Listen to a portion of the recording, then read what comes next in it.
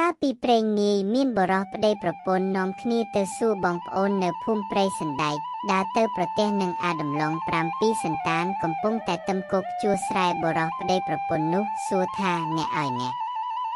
ផ្លូវណាកាត់ត្រង់ទៅលើភូមិព្រៃសណ្ដែកត្បិតខ្ញុំខានមកយូរឆ្នាំហើយមិនដឹងជាផ្លូវណាកាត់ទៅឲ្យត្រង់មានបរិសប្តីប្រពន្ធបណ្ដាលគ្នាមកពីណាចាប់ប្រកាន់ថាអញលួចគោវាឯគោមួយនឹមនេះប្រកាសជាម៉ែអញចែកមកប្រពន្ធឃើញមាត់ប្តីនិយាយម្ហប់នឹកស្មានថាស្ដីឲ្យខ្លួនស្រាប់តែខឹងហើយឆ្លើយតបទៅវិញថាអញគិតថាប្តីមកជួស្រែតថ្ងៃត្រង់ខំប្រញាប់ប្រញោទូបាយមកឲ្យស៊ីឥឡូវទៅជាថាឯងមានសហាយអញហាយនឹងឈ្មោះអាណាគាត់រកមុខឲ្យឃើញ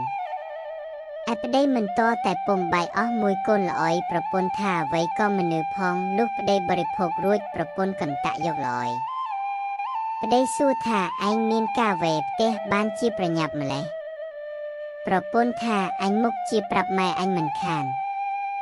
ហើយកណ្ដៀតល្អយត្រឡប់ទៅដល់ផ្ទះជួបនឹងម្ដាយនិយាយទាំងខឹងមុខក្រហមប្រាប់ម្ដាយថាកូនប្រសាម៉ែអញវាល្អហើយ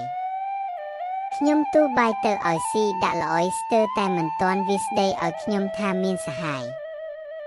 ចំណែកម្ដាយនោះខឹងញ័រឡើងថាហងឯងដូច្នេះទេតើបានជាមុខក្រហមអញថាកូនថាចៅបានជាចាំផ្ទះឲ្យវាឥឡូវវាថាអញលួចថ្នាំវាយកទៅដូរដងមេអន្តរធានអញក្រោយគុំនិយាយដូច្នេះមិនត្រូវទេសំបីតែថ្នាំមួយឆ្នុកក៏អញមិនលួចយកផងបើទុកជាអញយកមែនម្ដាយនិងកូនមិនត្រូវហងឯងពោលឲ្យអញខ្មាស់គេទេចាំឲ្យហងឯងមកអញប្រាប់ឲ្យជារវីប្រដៅហងឯងមិនខានលុះយូរបន្តិចប្តីមកពីកាប់បង្គោលធ្វើរបងបង្ការមិនឲ្យគោក្របីចូលស៊ីសំណាបសន្ទូងប្រពន្ធនិយាយប្រាប់ប្តីថាកូនស្រីយើងវាយកបាយទៅឲ្យប្តីខ្ញុំចាំផ្ទះឲ្យវាលុះមកវិញវាថាខ្ញុំជាម្ដាយលួចថ្នាំវាដូរដងខ្ញុំខឹងណាស់ប្តីស្ដាប់មនុស្សខឹងនឹងប្រពន្ធក៏ជេរថាមេចោលក្រហមហងឯងប្រច័ណ្ឌអញអីម្លេះអញមានស្លៀកពាក់តែងតួដើរលេងចង់ស្រែណាអញទៅកាប់ឈើធ្វើបង្គោលរបងទេតាអញអត់តែម្ដងនេះក្រោយបើហងឯងនៅតែស្ដីប្រច័ណ្ឌអញទៀតមុខជាអញធាក់ឲ្យដួលទាំងចំហមិនខានហាមប្រពន្ធហើយបរិភោគបាយរួចទៅចង់សន្ទូចបានត្រីត្រឡប់មកផ្ទះវិញវេលាថ្ងៃល្ងាចប្រពន្ធក៏ធ្វើត្រីសអាំងឲ្យប្តីបរិភោគខ្លះរំលែកទុកព្រឹកខ្លះដើម្បីនឹងធ្វើសម្រាប់យកទៅប្រគេនលោកកូនឯវត្តនិងកូនប្រុសតូចម្នាក់ឲ្យនៅរៀនអក្សរជាមួយនឹងលោកបងនោះលុះព្រឹកឡើងម្ដាយនោះដាំបាយដួសដាក់ចានមានម្ហូបពីល្ងាចស្រាប់ទូលយកទៅដល់កូដេប្រគេនលោកកូនហើយនិយាយថាខ្ញុំព្រះករុណាលឹកលោកកូនណាស់មួយទៀតប្អូនតូចវារៀនអក្សរគ្រាន់បើទេលោកកូននោះប្រាប់ថាចម្រើនពរញោមអាត្មាសពថ្ងៃនេះកំពុងស្រឡាញ់សិលភ្នោះណាស់អាត្មាមិនសឹកទេម្ដាយក៏ហៅកូនតូចដែលនៅបម្រើបងនោះថាអានាង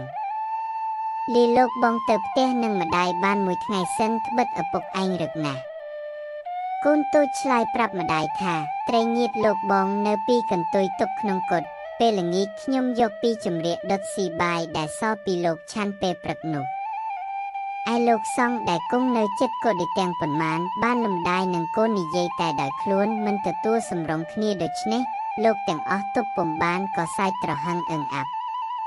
ឧបាសិកានោះក៏សំពះលាលោកកូនត្រឡប់មកដល់ផ្ទះវិញហើយលុតជង្គង់ជូនបុណ្យប្តីថាខ្ញុំជូនបុណ្យអ្នកផង